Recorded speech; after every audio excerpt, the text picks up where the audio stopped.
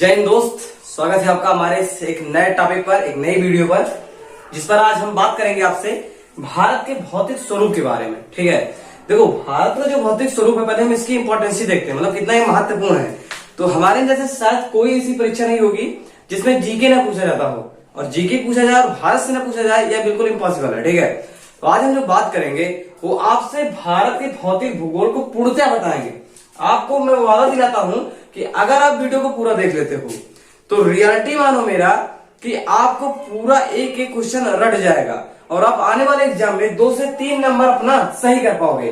ठीक है, चलिए शुरू करते हैं। देखो हमारा जो भारत है, अगर आपको भारत का भौतिक स्वरूप आपको पढ़ना है तो पहले हमें इसका ग्लोबली देखना चाहिए, यानी कि इसे वैश्विक स्वरूप देखना चाहिए कि आखिरकार ये है कहां पर, कैसे है। ठीक है, तब हम जानेंगे ना कि भारत है आखिरकार कहां पर। उसके बाद यह बात क्लियर होगी कि भारत कैसा है, फिर इसके अंदर घुस के हम इसके बारे में देखेंगे।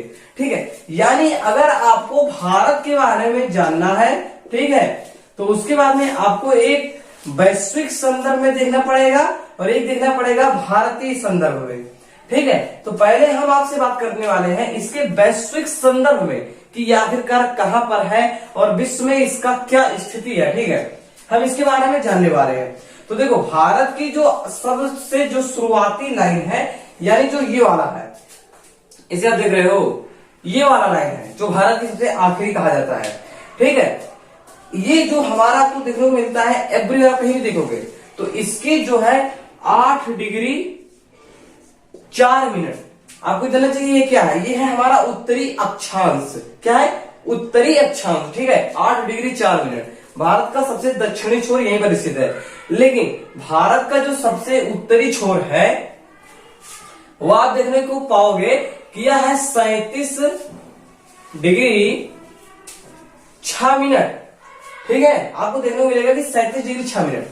अब वहीं पर जो हमारा बचता है ये वाला पार्ट, ठीक है, और ये बचता है। ठीक है, एक है गुजरात का सबसे पिछला गांव जिसकी स्थिति है 68 डिग्री 7 मिनट। ठीक है, 68 डिग्री 7 मिनट। वहीं पर जो अरुणाचल प्रदेश का यानी कि सबसे पूर्वी छोर भारत का है, उसे आप देखोगे ये है 97 डिग्री 25 मिनट। ठीक है, 97 डिग्री 25 मिनट। अब आपको ये जानना चाहिए कि भारत की स्थिति ग्लोब में कहां पर है, तो आपको ये चीज जानना है। ठीक है, अब वही बार आपको देखो, जो भारत है विश्व के नजरिए से, ये जो है पूरे क्षेत्रफल, भारत का जितना बड़ा क्षेत्रफल है, इसका कुल क्षेत्रफल है, आप एक एक चीज नोट करते चलिएगा तो ज्यादा अच्छा होगा। ठीक है, इसका कुल क्षेत्रफल है 32.8 लाख किलोमीटर वर्ग। ठीक है, वर्ग किलोमीटर।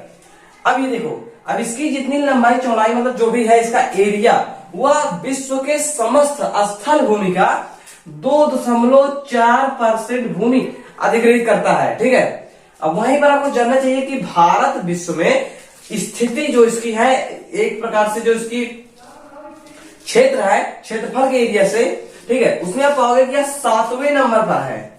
कहां है? यह विश्व का 7वां सबसे बड़ा देश है स्थल के मामले में।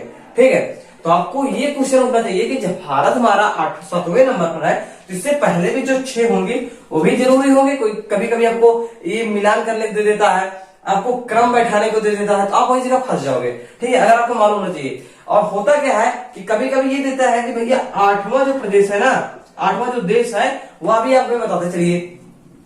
तो मैं कहना चाहूंगा ये जो क्रम बताने वाला हूं मैं आपको, वो चीज आप जान लीजिएगा। और मेरा मानिएगा, पहले आप इसे क्या करिएगा, मैप में सर्च कर लीजिएगा, वो आपके लिए ज्यादा अच्छा पड़ेगा। ठीक है, मैप से आप पढ़िएगा। तो देखो नंबर 1 में आपका आता है रसिया। ठीक है, नंबर 1 में आपका रसिया आता है। नंबर 2 में आपका कनाडा आता है। ठीक है, नंबर 3 में आपका होता है अमेरिका। ठीक है, अमेरिका के बाद आता है आपका चाइना। ठीक है, नंबर 4 में है आपका चाइना। नंबर 5 में है आपका ब्राजील। ठीक है, नंबर 5 के बाद आता है नंबर 6 में है आपका ऑस्ट्रेलिया। ठीक है, आपका है ऑस्ट्रेलिया। 7वें नंबर पर हमारा प्यारा भारत होता है। ठीक है, ये है हमारा 7वां स्थिति। लेकिन जो है ना बात, कभी कभी 8वां पूछता है, तो 8वें में आपको जानना चाहिए, इसका नाम है अर्जेंटीना। ठीक है, इसका नाम है अर्जेंटीना। ये है आपके क्रम से 8 देश, ठीक है, जो कि एरिया के हिसाब से, क्षेत्रफल के हिसाब से ये घटते हुए क्रम में है, ठीक है। अब वहीं पर आप देखिए, जो इसकी जनसंख्या पर कभी बात की जाए भारत की, तो भारत की जनसंख्या वर्तमान में भी गिनती नहीं हुई है। 2011 में जो थी वो हुई थी, लेकिन वर्तमान में इसकी जो आंकड़ा आती जा रही है लगभग 130 करोड़ के आसपास है। कितना है? 130 करोड़ के आसपास है, ठीक है।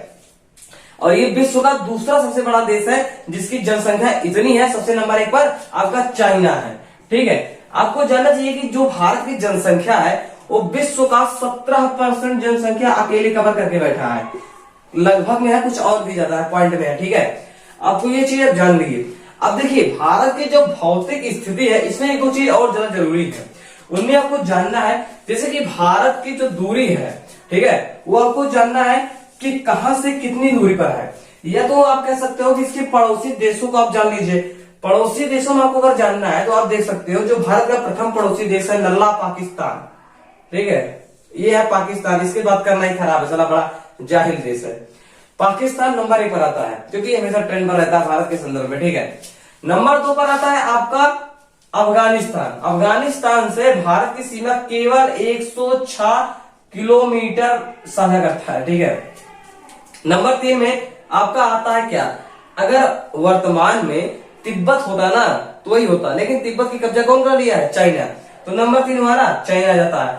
नंबर 4 में आप देखोगे कि ये है हमारे नेपाल साहब, ठीक है। उसके बाद आप यहाँ पाओगे कि भूटान भी है, ठीक है। उसके बाद आप पाओगे कि यहाँ पर जो है म्यांमार भी है। उसके बाद आप पाओगे कि बांग्लादेश भी है। तो कुल मिलाकर भारत 7 अंतरराष्ट्रीय सीमा साझा करता है। भारत विश्व में 7वां सबसे बड़ा देश है और यह कुल मिलाकर 7 देशों के साथ अपनी सीमा साझा करता है स्थल के रूप में, ठीक है। अब ये सब चीजें हो गई। एक चीज और जान लीजिएगा, भारत का जो कर्क रेखा है ना, वो भारत के कुल मिलाकर 8 राज्यों से होकर जाता है, ठीक है। 8 राज्यों से होकर जाता है और यह 23.5 डिग्री अंश पर है, ठीक है। 23.5 डिग्री, या तो कह सकते हो 23 डिग्री 30 मिनट। इसे मिनट में भी लिखते हैं, ठीक है। ये मिनट का साइन है और ये डिग्री का, ये मिनट का साइन है। इसे आप लोग जानते रहिए, बहुत ज्यादा जरूरी है। उसके बाद आप पाओगे कि भारत का जो मानक समय रेखा है ना, टाइम रेखा, ठीक है, इसे आपको जानना चाहिए कि यह 82.5 डिग्री है। कितना है? 82.5 डिग्री। ये पहले हमारा माना जाता था कि हमारे जो प्रयागराज हमारा, वहां के एक पास में जगह है नैनी, और नैनी से गुजरता था, ठीक है। लेकिन वर्तमान में इसकी स्थिति यह है कि यह उत्तर प्रदेश के मिर्जापुर जिले से होकर गुजरती है। तो अब अगर कभी क्वेश्चन आता है आपका तो आप इसे मिर्जापुर लगाइएगा, ठीक है। अब ये चीजें हो गई आपकी जानकारी के लिए कि मूलभूत चीजें। अब हमें जानना है इसकी लंबाई चौड़ाई के बारे में। उससे पहले मैं एक चीज बताता हूं आपको कि भारत की जो सबसे आखिरी छोर है ना, यहाँ पर अंडमान निकोबार द्वीप समूह है, इसका जो आखिरी छोर है ना, इसे कहते हैं इंदिरा पॉइंट। क्या कहते हैं? इंदिरा पॉइंट। लेकिन भारत की जो सबसे ऊपरी छोर है ना, इसे कहते हैं इंदिरा कॉल, ठीक है। क्या कहते हैं? इंदिरा कॉल। ये पूछा जाता है और ये कहते हैं, इसे कभी कभी पूछा जाता है कि भारत की सबसे दक्षिणी बिंदु कौन सी है, तो इंदिरा पॉइंट। सबसे उत्तरी बिंदु कौन सी है? इंदिरा कॉल। कभी कभी पूछता है कि भारत का सबसे दक्षिणतम बिंदु कौन सा है, तो इस स्थिति में आप देखोगे कि यहां है गुजरात का सर क्रीक। क्या है? Sir creek. और पूछता है कि हमारे भारत का सबसे पूर्वी एरिया वह है हमारा अरुणाचल प्रदेश का किबुथु। क्या है? किबुथु। किबुथु ये है हमारे 4 भारत के बाउंड्रीज, ठीक है। इन्हें आपको जाना चाहिए। अब देखो, भारत जो है वह 2 प्रकार का है। एक है स्थलीय और एक है प्रायद्वीपीय। मतलब इसके प्रायद्वीप वह होता है जो 3 ओर से घिरा होता है पानी से द्वारा, ठीक। 1 2 3 मतलब 3 ओर से पानी से घिरा है यहाँ पर, तो इसे प्रायद्वीपीय भारत कहते हैं, ठीक है। इधर आप देखोगे इसे बंगाल की खाड़ी है और यहाँ पर आप देखोगे जो ये एरिया है ये अरब सागर का भाग है, ठीक है। तो उसी प्रकार से आप देखो, भारत की जो ये है मतलब कि पानी के साथ जो सीमा है, मतलब तटीय क्षेत्र की लंबाई है, इसकी केवल एक मुख्य भूमि की लंबाई की बात की जाए, इसकी लंबाई है 6100 किलोमीटर। ये सब चीज आप अगर नोट करते चलेंगे तो आपके लिए ज्यादा अच्छा रहेगा, ठीक है। 6100 किलोमीटर। लेकिन वहीं पर अगर हम अपने भारत के इस मैप में अगर हम अपने लक्षद्वीप को और अंडमान निकोबार द्वीप समूह को जोड़ दें तो इसकी कुल मिलाकर लंबाई 7516 किलोमीटर हो जाती है। कितनी हो जाती है? 7516 किलोमीटर। ये चीज क्या है आपका? ये हो गया आपका स्थलीय लंबाई। लेकिन सॉरी, ये हो गया आपका तटीय लंबाई। लेकिन भारत की जो स्थलीय लंबाई है, जो सभी देशों के साथ सीमा साझा करता है, वह है आप देखोगे कि 15,200 किलोमीटर। ठीक है, 15,200 किलोमीटर। अब आपको ये जानना चाहिए कि सबसे बड़ा देश कौन सा है, जो मतलब सबसे बड़ा देश वह कौन सा है जो भारत के साथ सर्वाधिक सीमा साझा करता है। ठीक है, उसका नाम है बांग्लादेश। बांग्लादेश भारत से 3 ओर से घिरा हुआ है, इसलिए ज्यादा सीमा साझा करता है। और वहीं पर सबसे कम हमारा साझा करता है ये अफगानिस्तान। ठीक है, आपको जानना चाहिए कि हमारा जो ये है अफगानिस्तान, ये 106 किलोमीटर केवल सीमा साझा करता है। ठीक है, अब आप इसे और चीजों को देखिए। तो भारत की जो स्थिति है, यह हमने क्या देख लिया कि वैश्विक स्तर से कहां पर है, क्या क्या स्थिति है, कैसे क्या हो जाता है। ठीक है, अब वहीं पर आपको अब ये जानना है कि भारत जो है आंतरिक रूप से कैसा है। ठीक है, अब यह है एक वीडियो का समझ लीजिए सेकंड पार्ट स्टार्ट होता है। इसमें आपको बताऊंगा कि भारत में क्या है, कहां है। ठीक है, यह इतना इंपॉर्टेंट है दोस्त, रियलिटी में बता रहा हूं कि अगर आप इस वीडियो को पूर्णतः सही से देख लेते हो, केवल सही से देख मात्र लेते हो, तो आप पाओगे कि आपका जो 2 से 3 नंबर है या आने वाले किसी भी परीक्षा पर काम कर जाएगा। ठीक है, आप पा जाओगे। और मुझे लगता है कि इन सब चीज के लिए वो मोटिवेशन कर सकता है कि कंटिन्यू आपको जुटा रहना होगा। अब देखिए, मोटिवेशन जो होता है ये होता है नल्लों के लिए कि भैया इससे हमें मोटिवेशन हो सकता है, ये है वो है। जो कमजोर होते हैं, जो रोगी होते हैं, दवा उन्हें दिया जाता है। लेकिन जो शेर होते हैं ना, उन्हें दवा से कोई आवश्यकता नहीं होती, कंटिन्यू जुटे रहते हैं। ठीक है, तो आप लोगों को सोचना चाहिए कि आने वाले कुछ ही समय में हमारी परीक्षा है, जैसे कि लेखपाल, पुलिस, या आप जिस पर बैठ रहे हो स्टेट पीसीएस में। ठीक है, बहुत इंपॉर्टेंट परीक्षाएं आप दे रहे हो अपने जिंदगी, क्योंकि समय लौट कर नहीं आता। ठीक है, इसीलिए कहना चाहूंगा कि पंखों को खोल, दुनिया उड़ान देखता है, या तू जमीन पर बैठकर क्यों आसमान देखता है। ठीक है, तो अपने आप को पहचानो। जैसे भगवान हनुमान जी थे, सीता माता खोजने निकले थे, तो उन्हें खुद ही नहीं मालूम था कि यार हम समंदर को मात्र एक छोटा सा चीज समझ के लांग सकते हैं। तो उन्हें जामुन जी ने समझाया कि काचुप साध रहा बलवाना, मतलब कि तुम क्यों चुप साध खड़े हुए हो, तुम तो एक ऐसे महापुरुष हो जो मात्र एक छोटे से गड्ढे के समान समंदर को लांग सकते हो।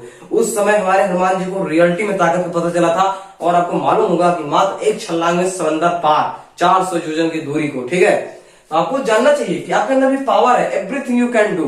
बस आपको सोचना है कि नथिंग इज इम्पॉसिबल, कुछ भी इम्पॉसिबल नहीं है। ठीक है, चलिए आगे हम बात करते हैं। ये जो हमारा भारत है ना, आप देखिए भारत को, भारत में कई चीजें हैं, ये विविधतापूर्ण है। क्या है? विविधतापूर्ण भरा हुआ है यहाँ का चीजें। यहाँ पर आप देखोगे आपको पर्वत मिलेगा। क्या मिलेगा? पर्वत मिलेगा। हमें पढ़ने के लिए टॉपिक में पहले हमें बांट लेना होगा कि कौन चीज कहाँ कहाँ है। जब हम इसे बांट लेंगे ना, तो उस स्थिति में देखेंगे कि हमारे लिए भारत की जो स्थिति है उसे पढ़ना अदर की अपेक्षा ज्यादा लाभकारी रहेगा। ठीक है, तो देखो हमारा नंबर 1 में रख देता हूं पर्वत को। आप जानते हो पर्वत के बाद हम देखते हैं कि पठार भी मौजूद है, तो दूसरा नंबर क्या है? पठार का है। तीसरा नंबर यहाँ पर मैदानी क्षेत्र है, तो क्या है? मैदानी क्षेत्र। ठीक है, उसके बाद हम देखेंगे कि भारत में क्या है? मरुस्थल भी है। ठीक है, तो अगला मरुस्थल भी हो जाता है। उसके बाद आप देखोगे कि यहां पर तटीय क्षेत्र है। ठीक है, तटीय क्षेत्र। उसके बाद आप देखोगे कि यहां पर कुछ कुछ द्वीप भी मौजूद हैं। क्या है? द्वीप भी मौजूद हैं। तो इनके आखिरी ऑप्शन क्या रख देता हूं? द्वीप। 2 3 4 5 6। तो कुल मिलाकर आप अपने भारत को चाहो मोटा मोटा 6 भागों में विभक्त कर सकते हो। ठीक है, भारत का जो भौतिक भूगोल है, भौतिक स्वरूप है, इसके बारे में दोस्त 2 से 3 नंबर का फिक्स है, बिल्कुल यहीं से आता है। और मैं आपको दावत करता हूं कि आपका यहां से बाहर एक भी नहीं जाएगा। इस वीडियो से एक भी क्वेश्चन बाहर नहीं जाएगी अगर भारत के भौतिक स्वरूप से क्वेश्चन आता है। ठीक है, अब एक एक क्वेश्चन को आप जानिए। देखिए, जैसे यहां पर आप देख रहे हो ना, यहां पर है पर्वत। पर्वत अगर हमें पढ़ना है तो आपको हिमालय मालूम होगा। लेकिन उससे पहले एक चीज हम आपको बहुत इंपॉर्टेंट बता देना चाहते हैं कि भारत की जो ये सीमा है, आप देख रहे हो ना, ये चारों तरफ जितनी मैंने इसकी स्केच बनाई है, ये बिल्कुल रियल नहीं है। अब आप सोचोगे कि ये क्या कह रहा है। देखो, ये जो हमें दिखाया जाता है, ये हमारा भारत का पार्ट है, इतना हमारा भारत है, लेकिन वर्तमान में यह भारत मेरे पास नहीं है इतना। ठीक है, हम रहते कहां तक है? देखो हमारा जो भारत है वो पाकिस्तान के पास इतना है, जिसे हम कहते हैं पीओके, पाक ऑक्युपाइड कश्मीर। ठीक है, यह पीओके है। ठीक है, और यहां तक जो एरिया है ये इसका है चाइना के पास। ठीक है, यह है चाइना के पास। यहीं पर है हमारा सियाचिन ग्लेशियर, जो कि दुनिया का सबसे ऊंचा युद्ध का युद्ध भूमि मानी जाती है। ठीक है, अब देखो यहां पर है हमारा इंडिया। इंडिया और पाकिस्तान जो सीमा साझा करते हैं उसका नाम क्या है, आपको जानना चाहिए।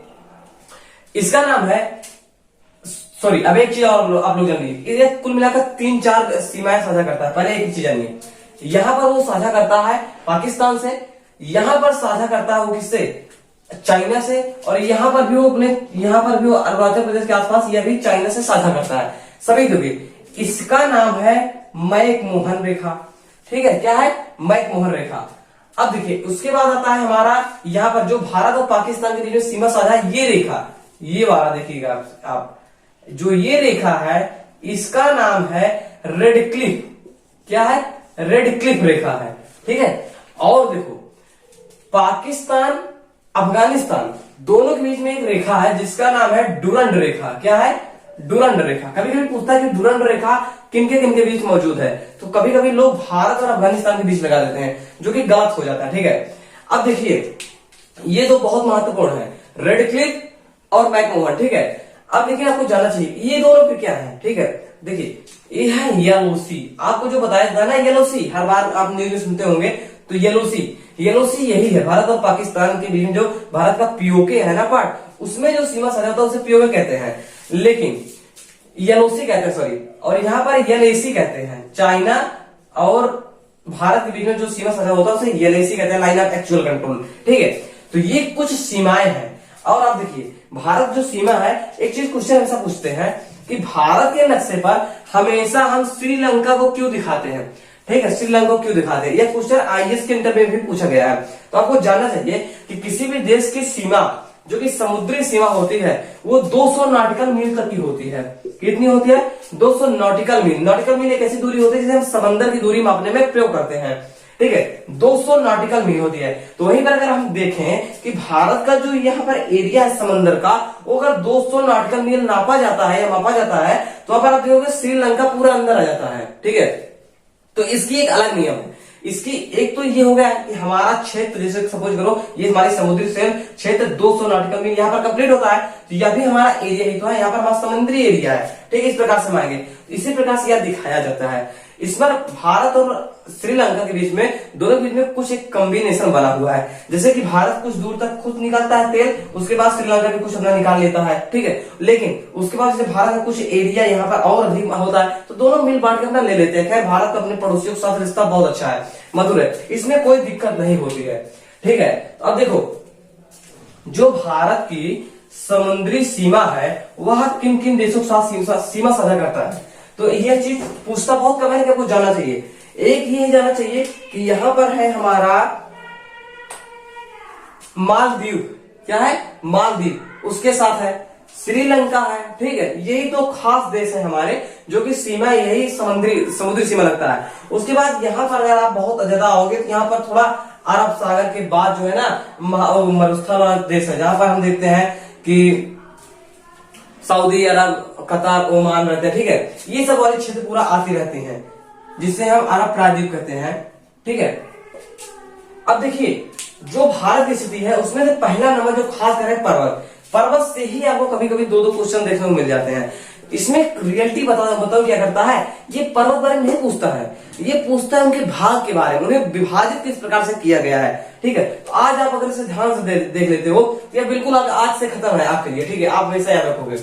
भारत में जो हिमालय का क्षेत्र है, पहले जान लो, वो 2400 किलोमीटर तक है। कितना है, 2400 किलोमीटर तक है। ठीक है, उसके बाद आप देखिए जो हमारा हिमालय है, जिसे हिमालय कहते हैं, दुनिया का सबसे ऊंचा जो चोटी है वो है माउंट एवरेस्ट का, जिसकी लंबाई है 8848.86। ये अभी लेटेस्ट डाटा है। ठीक है, जो कि चाइना ने माफ कर दिया है, लेकिन मोटा मोटा आप कह सकते हो 8848 है। कभी कभी आपको देखने को 8,850 मिल जाता है, लेकिन याद रखिएगा ये ज्यादा सही है, ठीक है, लेकिन कभी कभी ये नहीं आता। तो अगर ये सही रहेगा तो ये ऑप्शन में ही नहीं रहेगा, ठीक है, मतलब दोनों में से कोई एक ही ऑप्शन में रहेगा। तो ये आपको जानना नहीं, आप लोग भूल जाओगे यार ये तो बताया ही नहीं गया था, तो हम क्या करें, ठीक है, इसे आप जानते रहिएगा। तो देखिए हिमालय के बारे में बहुत इंपॉर्टेंट क्वेश्चन यही बनते हैं दोस्त। देखो हिमालय को अगर हम देखें तो उत्तर पश्चिम से पूरब की ओर जाते देखते हैं, ठीक है। इससे हम कुल मिलाकर 4 भागों में विभाजित करते हैं, ठीक है, लंबाई के अनुसार। देखिए इस प्रकार से देखोगे कि इसे हम 4 भागों में विभक्त करते हैं, जिनमें से पहला हमारा होता है जिसका नाम है ट्रांस हिमालय, ठीक है, इसका नाम क्या है, ट्रांस हिमालय। उसके बाद जो हमारा आता है नीचे ये है बृहद हिमालय या हिमाद्री। क्या है, बृहद हिमालय या इसका नाम है हिमाद्री। यहीं पर मौजूद है दोस्त हमारा क्या, माउंट एवरेस्ट, कंचनजंगा, और इसमें ट्रांस हिमालय में हमारा केटू मौजूद है। देखिए केटू बारे में पहले जान लीजिए, इसका लंबाई, इसकी जो ऊंचाई है 8,611 मीटर, ठीक है, हमारी केटू बारे में कहा जाता है कि हमारे जो केटू है वो यहाँ पर नहीं, खैर यहाँ पर है, ठीक है। केटू के बारे में यह है कि केटू कहा जाता है कि भारत की सबसे ऊंची चोटी का नाम तो है केटू, सही है, लेकिन भारत में स्थित सबसे ऊंची चोटी का नाम वो है कंचनजंगा। कंचनजंगा की लंबाई जो है 8,596 मीटर है, ठीक है, 8,596 मीटर है। इसे आपको जानते रहिएगा, ठीक है, क्योंकि जो केटू है वर्तमान में पीओके का भाग है, और पीओके वर्तमान में भारत में नहीं है, ठीक है, आप जानते रहिएगा। इसमें भारत का अधिकार खत्म हो जाता है, यहाँ पर पाकिस्तान का अधिकार है, तो ये चीज आपको जानना है। और यहीं पर बीच में है कि हमारा माउंट एवरेस्ट 8,848 मीटर ऊंचा है, ठीक है, जो कि दुनिया का सबसे ऊंचा क्षेत्र है, सबसे ऊंचा जगह है, ठीक है, पर्वत है, आप कुछ भी कह सकते हो। इनमें से आपको चारों का नाम पहले जान लीजिए। एक है क्या, ट्रांस हिमालय, दूसरा है बृहद हिमालय, तीसरा आपको देखने को मिलेगा लघु हिमालय, क्या मिलेगा, लघु हिमालय, और चौथा है आपका शिवालिक।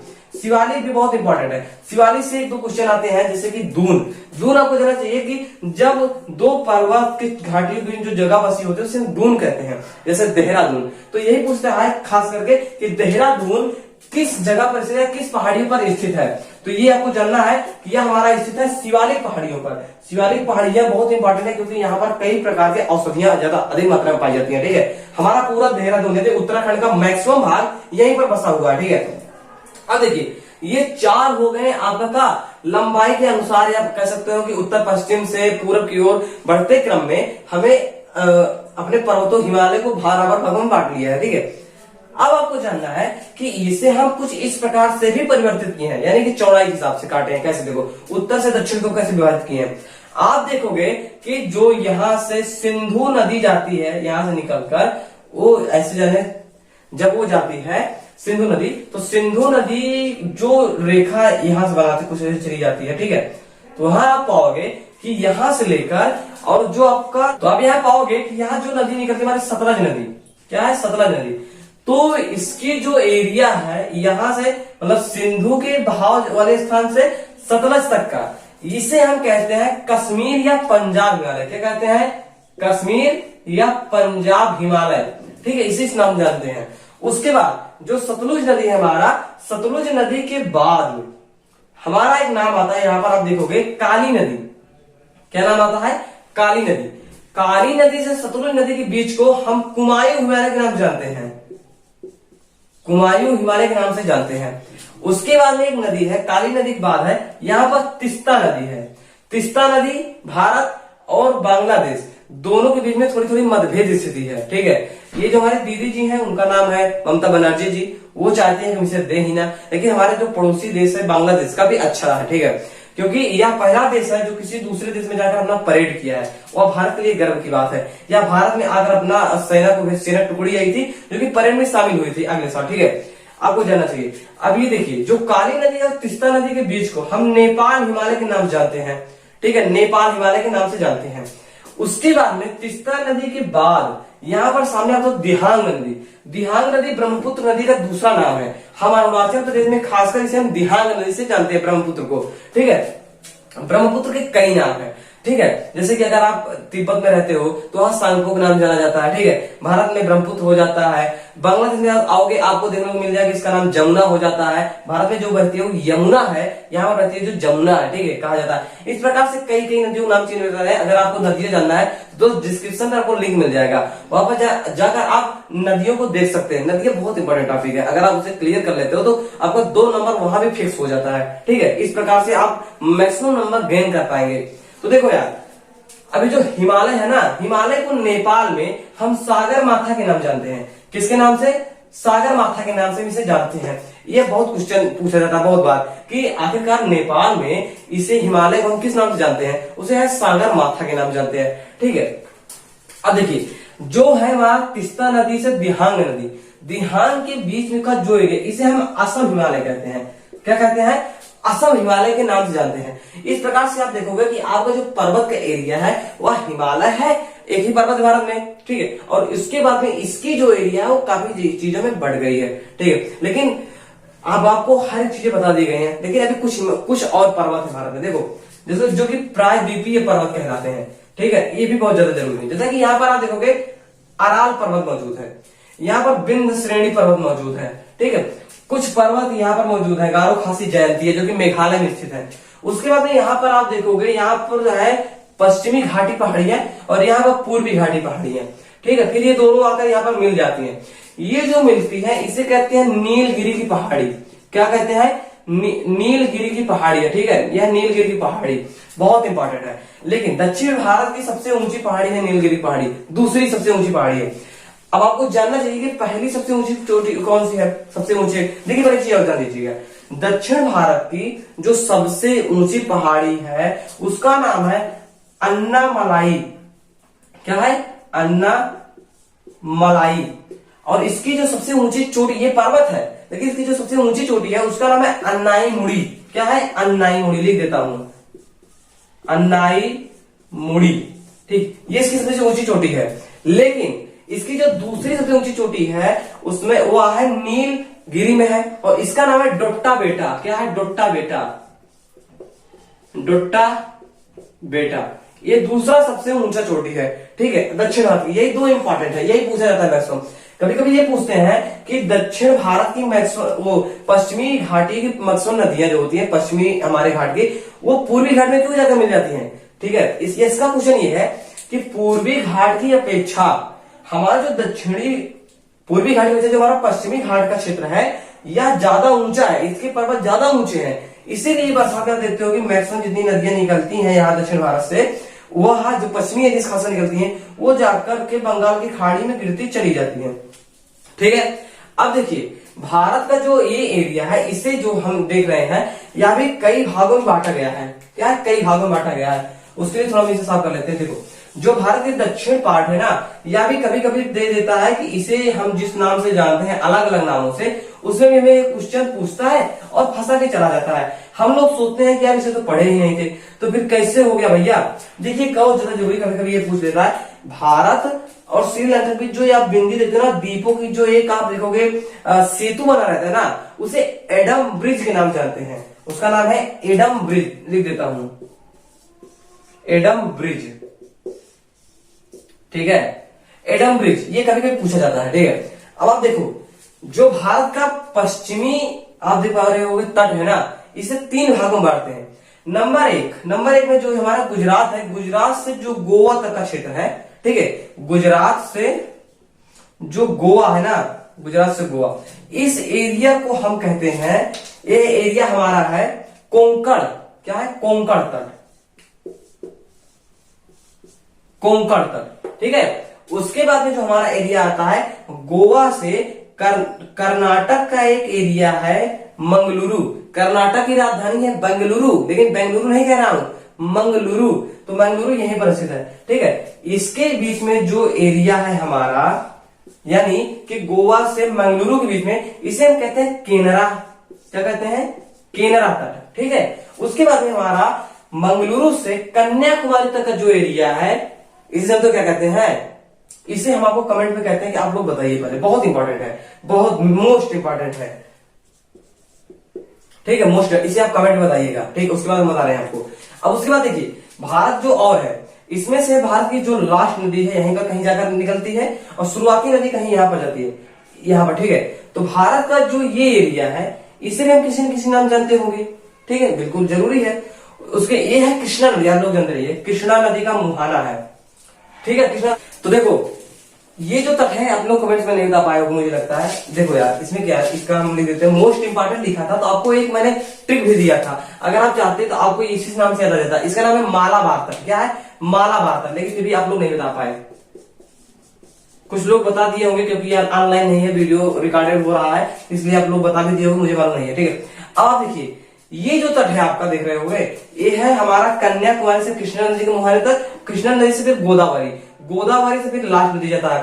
देखिए इसमें ऊपर से आप याद रखिए ज्यादा इंपॉर्टेंट है। देखो जैसे ये वाला एरिया है ना, इसका नाम है उत्तरी सरकार, बहुत इंपॉर्टेंट है ये। कभी कभी यह सीधा पूछ लेता है कि पूर्वी घाट की जो हमारा एरिया है उसे हम किस अलग से नाम से जानते हैं, उसका नाम है उत्तरी सरकार। क्या है? उत्तरी सरकार के नाम जानते हैं, ठीक है। उसके बाद जो हमारा आप देखिए सबसे निचला वाला है एरिया ना, इसे हम कहते हैं कोरोमंडल। क्या कहते हैं? कोरोमंडल, कोरोमंडल, ठीक है। उसके बाद जो एरिया बचता है हमारा यानी कि कृष्णा नदी से गोदावरी नदी तक का, इसे कहते हैं कोरोमंडल। कोरोमंडल के बाद हमारा आता है, इसका जो नाम है ये है गोलकुंडा तट। क्या है?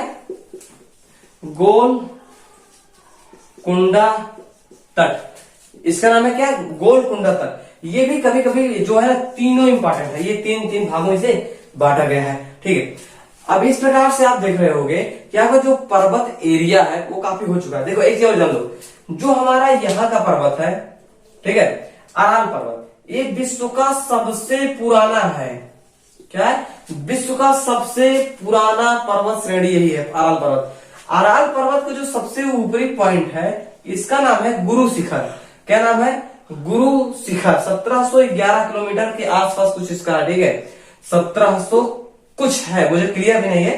तो इसका नाम है गुरु शिखर। बहुत बार पूछा गया है, बहुत बार पूछा गया है, ठीक है। उसके बाद यहाँ पर देखते हो कि बिंद हिमालय की जो बिंद श्रेणी होती है, जो कि लगभग आप इसकी सर्वाधिक मात्रा देखोगे झारखंड और मध्य प्रदेश में फैली हुई है। यहीं के नीचे से आप देखोगे कि हमारी नर्मदा नदी और ताप्ती नदी दोनों निकलकर दक्षिण भारत में जाकर मिल जाती हैं। तो ये बहुत इंपॉर्टेंट नदी है क्योंकि नर्मदा नदी में कई बांध बने हुए हैं। इसलिए मैं कहना चाहूंगा कि दोस्त नदी की वीडियो बहुत इंपॉर्टेंट है, डिस्क्रिप्शन में लिंक दिया गया है, आप प्लीज उसे एक बार देख लीजिएगा, ठीक है। क्योंकि बिना मेहनत के तख्तो ताज नहीं मिलते, ठीक है। जब टूटने लगे हौसले तेरी तो याद रखना, बिना मेहनत के तख्तो ताज नहीं मिलते, ढूंढ लेते हैं अंधेरे में मंजिल वो अपनी, क्योंकि जुगनू कभी रोशनी के मोहताज नहीं होते। इसीलिए कहना चाहूंगा दोस्त, बिना मेहनत कुछ नहीं मिलता, मेहनत करते रहिए, करते रहिए, करते रहिए कि खुदा भी यह कहे देख दोस्त यार भाई मेरे को माफ कर दे, इतना दिन तेरे को नहीं दिया, ले ये तेरा ही हक है, ठीक है। ऐसा हो सके, या तो लक्ष्य तुम्हें जब ना पाए ना, तुम लक्ष्य को ना पाओ तो सारा लक्ष्य पछताए यह सोचकर कि सबसे एक योग्य बंदे को मैंने गंवा दिया। इस प्रकार से जब तक आपका उद्देश्य नौकरी मात्र रहेगा दोस्त, मेरा बात मानो, आप नौकरी बनोगे।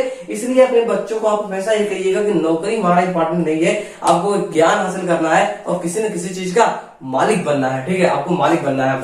चलिए ये सब चीजें होती रहेंगी। आपका जो मैक्सिमम है यहाँ पर आप देख लीजिए, यहाँ एक पर्वत है उसका नाम है गारो खासी जयंतिया, ठीक है, गारो खासी और जयंतिया।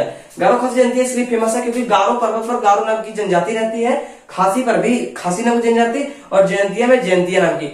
मेघालय जो है ना काफी इंपॉर्टेंट है, मेघालय में जगह चेरा पूंजी। क्या है? चेरा पूंजी, ठीक है। चेरा पूंजी इसलिए इंपॉर्टेंट है क्योंकि भविष्य में इसमें बहुत अधिक पूर्व समय में इसमें बहुत अधिक मात्रा में बारिश होती थी विश्व का। लेकिन वर्तमान में आप देखोगे कि एक जगह है यहीं पर मासिन राम। क्या है? मासिन राम, मासिन राम। मासिन राम में वर्तमान में विश्व का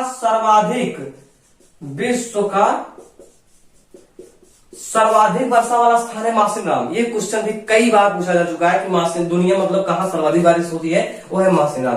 लेकिन अगर आप उत्तर प्रदेश की परीक्षा दे रहे हो तो आपसे 2 क्वेश्चन पूछेगा, उत्तर प्रदेश में सर्वाधिक बारिश कहां होती है और सबसे कम कहां होती है। तो ध्यान दीजिएगा, गोरखपुर एरिया में सर्वाधिक बारिश होती है, ठीक है, और मथुरा एरिया में सबसे कम बारिश होती है, ठीक है, सबसे कम बारिश होती है।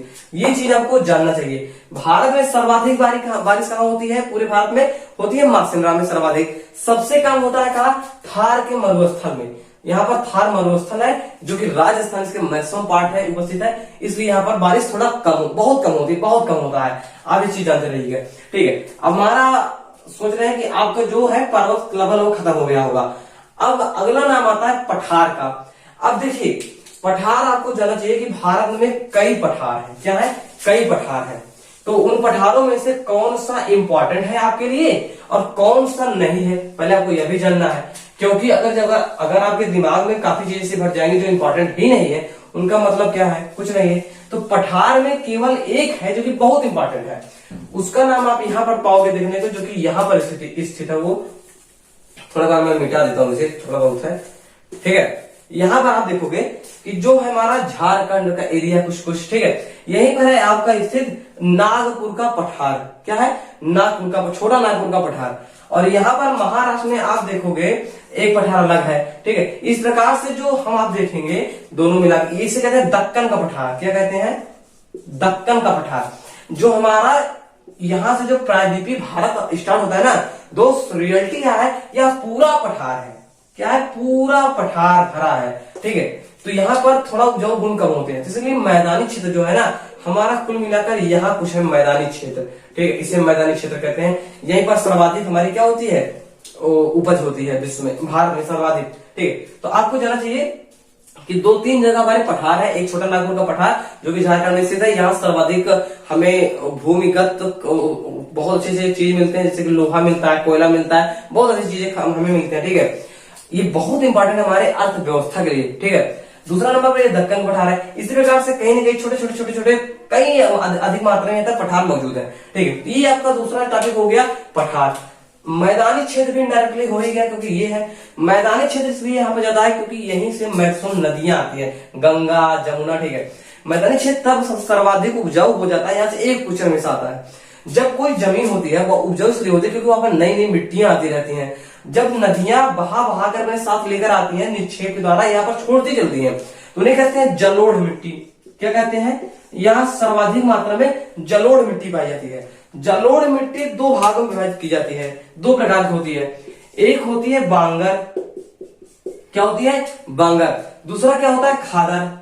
क्या होता है? खादर। अब देखिए क्वेश्चन ये बड़ा इंपॉर्टेंट है, यहाँ से उठाता है। कभी कभी पूछता है कि सर्वाधिक मिट्टी कौन सी है जो यहाँ पर उपस्थित है, उसका नाम है जलोढ़। लेकिन उसमें पूछता है कि बांगर और खादर के बारे में किसी न किसी प्रकार से घुमा कर दे देगा, आपको फंसाएगा। आप लोग जान लीजिए, जो जलोढ़ मिट्टियां पुरानी हो जाती हैं, थोड़ी बड़ी बड़ी गिट्टी नुमा हो जाती हैं, या इनकी उपजाऊ क्षमता थोड़ा कम होता है, ठीक है, इन्हें बांगर कहते हैं, ठीक है। लेकिन जो बिल्कुल नई होती है, बिल्कुल न्यू, छोटे छोटे रहेंगे, बहुत उपजाऊदार रहेंगे, उन्हें खादर कहते हैं। खादर आप दोनों को याद इसलिए कर सकते हो कि खाद सबसे बना है खादर, ठीक है। खाद जो होता है वो उपजाऊ करने के लिए सर्वाधिक उपयुक्त है, ठीक है, बहुत अच्छी चीज है खाद। खाद से हमारी जो पैदावार होती है वो बढ़ती है। तो खाद से खादर मतलब खादर उपजाऊ बढ़ाता है, बढ़ाने वाली है, इसलिए आप इसे याद रख सकते हो। और जिसमें खाद नहीं है वो अपने आप बांगर है, ठीक है। देखो अब ये चीज है आपकी जलोढ़ मिट्टी पर, यहां से एक क्वेश्चन हमेशा आ जाता है, ठीक है। तो मैदानी क्षेत्र में और कुछ खास है नहीं, क्योंकि यहाँ पर सभी चीजों की होती ही रहती है, हर चीज यहाँ पर नदियां मौजूद है, गंगा जमुना जाता है, तीस्ता कावेरी गंडक कोसी सब जाते रहते हैं, सोन, ठीक है, अलग अलग तरह से। तो आपका एक और टॉपिक कंप्लीट होता हुआ जिसका नाम है मैदानी क्षेत्र। उसके बाद है आपका मरुस्थल। क्या है? मरुस्थल। मरुस्थल एक ऐसा जगह होता है जहां पर सबसे कम मतलब न्यूनतम बारिश होती है और वहां पर धूल मौजूद होते हैं, धूप बहुत तड़ी होती है, ठीक है। अब देखिए ये जो एरिया मरुस्थल वाला ये मौजूद है हमारा राजस्थान में, कुछ एरिया इसका पाकिस्तान में भी है, ठीक है। तो इसका नाम है थार का मरुस्थल, ठीक है, थार का मरुस्थल। कभी कभी पूछता है कि तकला मकान मरुस्थल, तकला मकान मरुस्थल चाइना में है, ठीक है, ये भारत में नहीं है। जब हम आपको कभी विश्व के बारे में पढ़ाएंगे मरुस्थलों को तो उस जगह हम आपको क्लियर कराते चलेंगे, ठीक है। थार का मरुस्थल भारत में मौजूद है जो कि राजस्थान और कुछ एरिया इसे कहां पहुंचा है? पाकिस्तान में है, ठीक है। तो ये आपका मरुस्थल कंप्लीट है, क्योंकि भारत में और कहीं मरुस्थल है ही नहीं, ठीक है। मरुस्थल में भी कई अधिक चीजें मिलती है, भारत के आर्थिक रूप से बहुत इंपॉर्टेंट जगह होता है, कभी हम इसके बारे में बात करेंगे, ठीक है। अगला क्षेत्र आपका तटीय मैदान। तटीय मैदान मैंने आपको बता ही दिया कि यहाँ से जितने भी चीजें होती हैं, एक एक कोंकण तट, केंद्र तट, ठीक है, उसके बाद मालाबार तट है, ये सभी तट जितने हैं मैंने आपको बता दिया। ये है पश्चिमी तट, इसे कहते हैं अरब सागर, क्योंकि यहाँ पर अरब सागर मौजूद है, अरब सागर है, ठीक है। और यहाँ पर क्या है, पश्चिम बंगाल है, आप लोग बंगाल की खाड़ी है, सॉरी, ठीक है, यहाँ पर क्या है, बंगाल की खाड़ी है, ठीक है, ये दोनों तट है। इसे हम कहते हैं पश्चिमी तट, इसे कहते हैं हम पूर्वी तट, ठीक है, ये चीज आप जानते रहिए। इस प्रकार से देख सकते हो तटीय क्षेत्र भी कंप्लीट है। अगला नाम आता है द्वीप का। द्वीप बहुत इंपॉर्टेंट है, क्या है, बहुत इंपॉर्टेंट है। देखिए कैसे इंपॉर्टेंट है। भारत का जो द्वीप है कुछ इस प्रकार से, आप यहाँ पर देखो, यहाँ पर कुछ द्वीप है जो जिनका नाम आप लोग जानोगे है क्या, लक्षद्वीप। यहाँ पर आप देखोगे कि आपका जो एरिया है ये हो जाता है अंडमान निकोबार द्वीप समूह। ये जो है ये भारत का बहुत बड़ा प्रवाल भित्ति द्वीप है। क्या है, प्रवाल भित्ति द्वीप है। प्रवाल की भित्तियों से बन के हुआ है। अब प्रवाल भित्ति क्या है, प्रवाल नाम का जीव होता है जो कि भविष्य में जब जीते जीते मर जाता है तो पानी के ऊपर आ जाता है। इनकी संख्या बहुत अधिक होती चली जाती है, इसलिए ये लोग बहुत जुड़ जाते हैं एक दूसरे से आकर के। प्रवाल भित्ति सीमेंट के लिए बहुत जरूरी होता है जगह, आप लोग इसे जानते रहिएगा। और ये हमारा अंडमान निकोबार द्वीप समूह, ठीक है। अब देखो भारत वालों को करना क्या चाहिए यहाँ की सरकार को कि हमारा जो लक्षद्वीप है इसे हम अगर चाहे तो टूरिज्म के लिए बहुत अच्छा बना सकते हैं, बहुत अच्छा बना सकते हैं। क्योंकि सभी लोग देखते होंगे कि आप ये मालदीव जाते हैं हमेशा घूमने, किसी भी स्टार को देखो कहते हैं कि मालदीव में छुट्टियां मना रही हैं, क्यों, क्योंकि उसने टूरिज्म के लिए बहुत ज्यादा लाभ किया है, ठीक है। और जब उसने टूरिज्म के लिए व्यवस्था किया तो उसका रेवेन्यू तो आएगा ना। लेकिन अगर हम यही चीज चाहें अपने लक्षद्वीप पर कर दे, क्योंकि बिल्कुल सेम वैसे ही ये जगह है, लेकिन नहीं कर रहे थे। हमारे भारत की जो सरकार है उन्हें सोचना चाहिए, और जो यहाँ की सरकार है उन्हें भी सोचना चाहिए, ठीक है। अब आते हैं यहाँ पर, ये अंडमान निकोबार द्वीप समूह, ठीक है। पहले हम ये जान लेते हैं कि भारत में कुल कितने द्वीप हैं। भारत में है कुल 247 द्वीप हैं। कितने हैं, 247 द्वीप हैं, जिनमें से केवल 43 द्वीप, कितने हैं, केवल 43 द्वीप, और यहाँ 204, ठीक है। अंडमान निकोबार द्वीप मतलब कि यहाँ पर अब बंगाल की खाड़ी में 204 है, और केवल 43 द्वीप कहाँ है, अरब सागर में स्थित है, ठीक है। अब अगर आप ये लोग जान चुके हो तो अब आपको जानना चाहिए कि जो हमारा अंडमान निकोबार द्वीप समूह है उसका जो ऊपरी एरिया है ये अंडमान कहलाता है, नीचे वाला निकोबार कहलाता है। इसे ग्रेट निकोबार भी कहते हैं, क्योंकि इनका दोनों का जो राजधानी है वो ग्रेट निकोबार है, यहीं पर मौजूद है, ठीक है। कभी कभी क्वेश्चन का पूछता है यहाँ से, कहता है भैया कि जो अंडमान है और निकोबार है इन दोनों को विभक्त करने वाली लाइन का नाम बताइए। इन दोनों को विभक्त करने वाली लाइन का नाम बताइए। इनका जो है वो होता है 10 डिग्री उत्तरी अक्षांश। क्या है, उत्तरी अक्षांश होता है। ये क्वेश्चन 1-2 बार आया है, ठीक है, आप विश्वास मानिएगा। ये है ऊपरी वाला क्या है, अंडमान निकोबार, नीचे वाला निकोबार है, ठीक है। इन दोनों को 10 डिग्री चलना हमारा क्या करता है, विभक्त करता है, या 10 डिग्री उत्तरी अक्षांश विभक्त करता है। इंपॉर्टेंट क्या है और चीज, इनमें आपको देखना पड़ेगा कि दो ज्वालामुखी, एक प्रसुप्त एक जागृत, ठीक है, दो ज्वालामुखी है। आपने हमेशा सुना होगा बैरन। क्या है, बैरन अंडमान निकोबार द्वीप समूह में ही स्थित है। यह भारत का प्रथम और आखिरी, ठीक है, एक्टिव ज्वालामुखी है जो कि वर्तमान में ही है, ठीक है। उसके बाद दूसरा है नारकोंडम। क्या है, नारकोंडम जो है यह भी प्रसुप्त ज्वालामुखी, मतलब कभी जागृत हुआ रहा होगा, फिर उसके बाद ये समाप्त हो गया। अब जब कभी हम आपको ज्वालामुखी पढ़ाएंगे, विश्व के प्रमुख ज्वालामुखी, तो उस जगह पर हमको ज्वालामुखी के बारे में ऐसी चीज बताएंगे दोस्त कि आप लोग सोचोगे क्या नई नई जानकारी मिल रही है। खैर उसके लिए आपको वेट करना होगा। इच्छा हो चैनल को सब्सक्राइब कर सकते हो, तभी आप लोग नोटिफिकेशन पाओगे और चैनल को थोड़ी रीच मिलेगी। चलिए देखिए, अब आपका क्या क्या हो गया, तटीय द्वीप हो गया, ठीक है, तटीय द्वीप भी आपका कंप्लीट हो गया।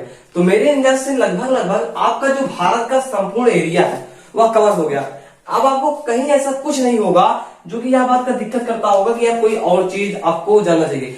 अब बारिश के बारे में कभी और वीडियो बनेगी, वो अलग टॉपिक होता है। भारत का जो भौतिक स्वरूप है इसके बारे में यही बात की कि भारत का जो भौतिक स्वरूप यानी भगवान के द्वारा जो दी गई है जमीनी स्तर जो आपसे दिखती है उसके लिए बात कर ली है, ठीक है। तो आशा करते हैं आपको यह वीडियो जो है बेहद ही पसंद आया होगा और आप भविष्य में भी इंटरेस्टेड जरूर होगे कि हमारे द्वारा अदर वीडियो को भी आप देखो।